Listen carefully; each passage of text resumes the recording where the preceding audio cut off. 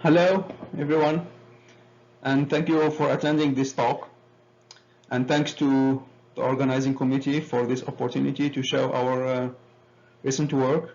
I'm Rafik Adu, surface scientist at Oregon State University and the manager of the Ambient Pressure Surface Characterization Lab located at the School of Chemical, Biological, and Environmental Engineering.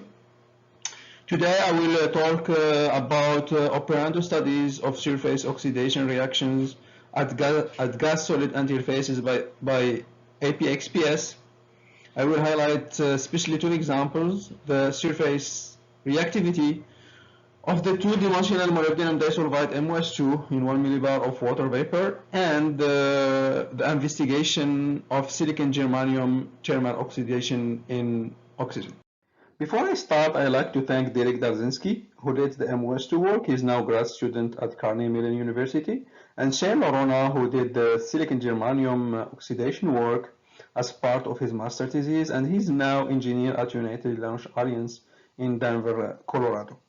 The acquisition of the system was supported by the National Science Foundation Major Research Instrumentation Program, the Murdoch Charitable Trust, Oregon-based ONAMI, and Oregon State University. The operation of the ap-XPS ap-stm system is supported by the National Nanotechnology Coordinating Infrastructure NNCI. The Ambient Pressure Surface Characterization Lab, APSCL, housed within the College of Engineering at Oregon State University, has unique capabilities for the preparation and characterization of surfaces and interfaces in a range of environments. The ap-XPS experiment can be performed over temperature ranges from 120 to 1073 K and pressure ranges from 25 to 210 to minus 10 millibar. ap-stm imaging can be performed over temperature ranges from 220 to 773 K and pressure ranges from 100 to 2 to minus 10 millibar. Other capabilities integrated into the ap-XPS ap-stm system include low energy electron diffraction, ultraviolet photoelectron spectroscopy UPS, low energy ion scattering, OG electron spectroscopy, and we have also a 4-pocket e-beam evaporator for thin film deposition. We have multiple photon sources, helium-1, helium-2, zirconium, M-gamma, silver L-alpha, and monochromator aluminum K-alpha. Other capabilities in the system are ion gun for sample cleaning and ion scattering in USG, low energy electron fluid gun for charge compensation, and polar and azimuthal rotation. At IPSCL, internal and external users can work directly with staff or be trained to use the equipment independently. Let's start with the first study of the surface oxidation of molybdenum disulfide MOS2. Various types of defects are found in 2D materials, which can be classified in 3 categories: 0, 1, and 2D defects. As example of 0D defect or point defects are vacancies, adatom, interstitial, and other localized defects such as disorder and dopants. 1D or line defects include edges, dislocation, and grain boundaries. And finally, 2D defect includes interfaces and heterojunctions. Defects play a strong role in the properties and behavior of low-dimensional materials such as graphene, transition metal dichlorogenide, TMDs, and topological insulators, among other materials. When well exploited, defects reveal potential in electronic, magnetic, transport, and quantum application, as well as catalysis and energy storage. However, ignoring the presence of defects will affect the material performance, and they are responsible of oxidation, degradation, device failure, scattering, and also responsible for undesired doping. Both DFT calculations and experiments showed the potential of 2D TMDs for sensing and catalysis, and especially in hydrogen evolution reaction and oxygen reduction reaction. Presence of defects and defect engineering will activate a reaction and enhance the catalytic activity of TMDs. This graph here shows that the defective 1T phase, the 1T phase in MOS2 is the metallic phase, is the most active in comparison of the pristine 1T phase in blue. And the 1T phase is better than the semiconductor phase, the 2H phase in MOS2. To compare with other metallic catalysis, this chart here shows the exchange current density as function of hydrogen adsorption free energy for various hydrogen evolution reaction catalysis. MOS2 actually is not that bad. It is better than copper and nickel, and the ultimate objective is to reach the performance of palladium and platinum. More work then is needed to understand the factors that impact the catalytic activity of MOS2. So the objective of this first study is to understand the surface chemistry of MOS2 in contact with water vapor. We are using geological MOS2 bulk sample from SPI, and native imperfections or defect exist on as exfoliated surface, and the pristine area shows the 2H phase as expected on these materials. We can create defect either by in situ sputtering or by in situ UHV annealing. Because the MOS2 samples will be exposed to water vapor at temperature up to 600 K, first we compare the surface chemistry of MOS2 before and after UHV annealing at 600 K. And as you can see in this graph, the molybdenum 3D and sulfur 2P core levels appear identical. We have perfect match before and after annealing. We created defect by argon ion sputtering with energy of 1 kilovolt at room temperature. By increasing the sputtering time, the concentration of the metallic molybdenum increases and the MOS2 becomes more substoichiometric, which explains the broadening of the moly 3D and sulfur 2P core levels.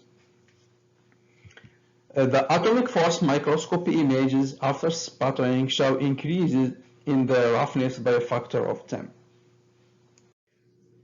The ap-XPS molybdenum 3D sulfur 2P and oxygen 1s data of the pristine as exfoliated MOS2 exposed to 1 millibar up to 600 K is shown in this slide. At room temperature, the bottom spectra, in the oxygen 1s spectra, the purple peak at higher bending energy correspond to the oxygen gas phase, and the pink peak at lower bending energy correspond to adsorbed oxygen. The splitting in sulfur 2P and molybdenum 3D peaks at 300 K correspond to the variability found in geological MOS2 as reported previously, and not because of MOS2 reacting with water.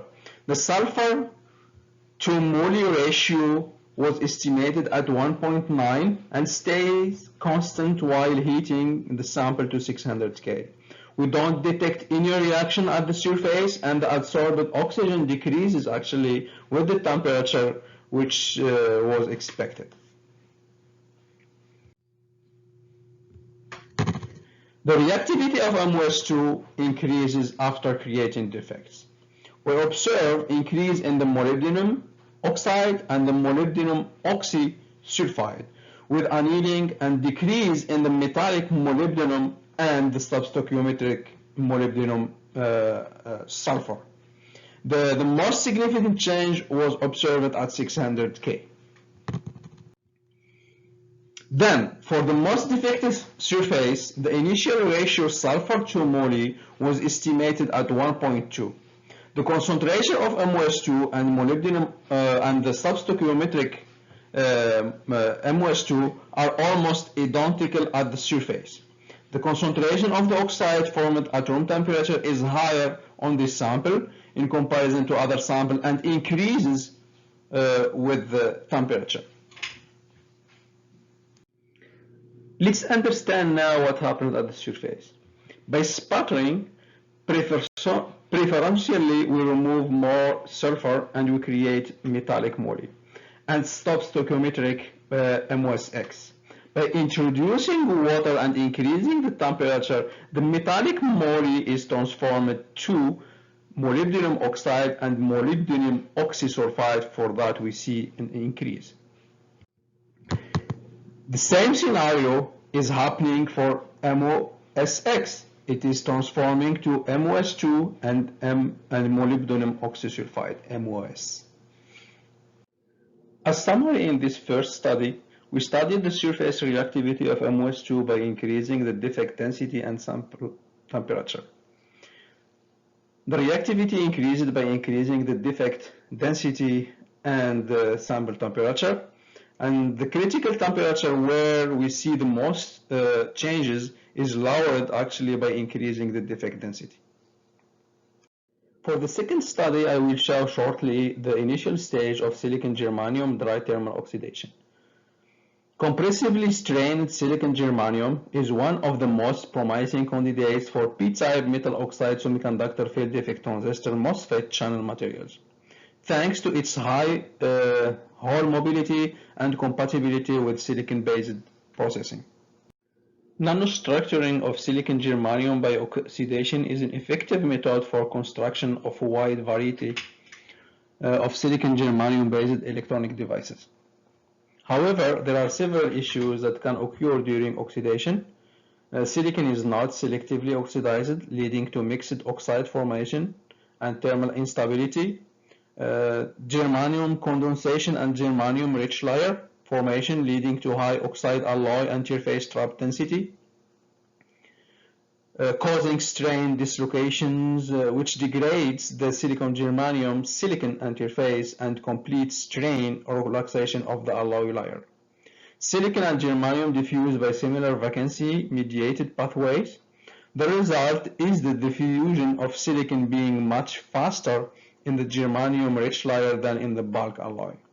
A deep understanding of the mechanisms of silicon germanium thermal oxidation is thus required to develop optimized processes. The purpose of this study is to compare oxygen uptake on silicon germanium alloy and pure silicon and germanium 001 surfaces to observe differences in the oxidation mechanism at 300 C in 1 millibar dry oxygen. We also studied the uptake on silicon germanium in total on 3 different pressures, 10 to minus 4, 10 to minus 2, and 1 millibar to better understand how pressure of dry oxygen affect oxidation mechanism. The silicon germanium 001 film was ground epitaxially on silicon 100 surface. The samples were then cleaned with low temperature oxygen plasma for 10 minutes to remove carbon surface impurities. The final step was the HF acid with etch intended to remove native oxides and passivate surfaces with hydride that we can remove by annealing in UHV. The XPS spectra of the initial silicon 2P and germanium 3D exhibit asymmetric peaks with high bending energy shoulders corresponding to silicon 1 plus and germanium 1 plus. These oxidation states are associated with the interfacial suboxides occurring in the first few layers caused by the short exposure to air before loading.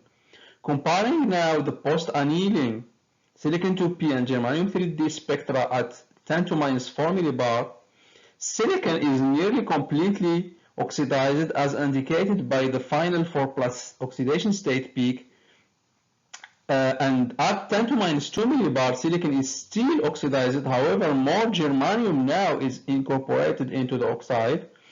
At 2 order of magnitude increase in the pressure at 1 millibar results in significant increase in the intensity of silicon 4 plus and germanium 4 plus peaks, suggesting oxidation is proceeding more rapidly at higher pressure. So we're comparing 1 millibar to 10 to minus 2 millibar. Oxidation of silicon has nearly saturated, while the oxidation of germanium is clearly enhanced. We found that the silicon 4 plus to silicon 0 ratio intensity was slightly pressure dependent, while the germanium 4 plus germanium 0 intensity ratio was very pressure dependent.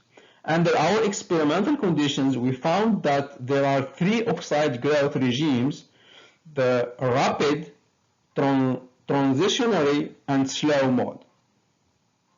What we found also from this study that the pressure does not significantly affect chemical state of the interfacial region, I mean 1 plus, 2 plus, 3 plus chemical state in silicon and germanium. Another finding is for similar experimental conditions, we studied the thermal oxidation of pure silicon and germanium 001 surface, and we found that silicon germanium alloy oxidizes more easily than either pure silicon and germanium surfaces. As summary, silicon oxide is thermodynamically more stable than germanium oxide, and for a given temperature, there is critical oxygen partial pressure above which mixed oxide growth will occur, and below this pressure, there is preferential silicon oxide growth. At 300 C, the silicon oxidation rate in the rapid regime is observed to decrease with oxygen partial pressure, and the silicon oxidation rate in the transition regime is observed to have the opposite trend. For germanium, the oxidation rates in both the rapid regime and transition regime decrease with increased oxygen partial pressure. XPS time resolved comparison to pure silicon and germanium support that the growth rate enhancement with our conditions. Thank you for your attention, and I will be glad to answer your questions by email or during the streaming of this talk. Thank you.